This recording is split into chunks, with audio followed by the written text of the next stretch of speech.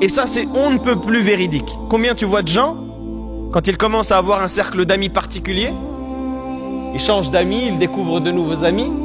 Quelques mois plus tard, si tu ne l'as pas vu entre-temps, tu vas voir qu'il a de nouvelles mimiques, qu'il a de nouvelles phrases qu'il dit, qu'il a de nouvelles attitudes. Tu te dis, c'est bizarre, il a changé sur ça, il a changé sur ça. Et quand tu creuses, tu vois que c'est parce que ses fréquentations ont ces mimiques-là. Tu rencontres ses amis et tu vois qu'ils ont, subhanallah, même les traits du visage, même la manière de parler, la manière de réagir, tu vois que ça se retrouve sur lui.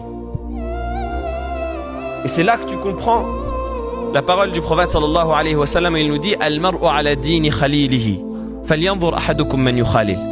La personne est sur la religion de son ami. Ça veut dire quoi sur la religion de son ami?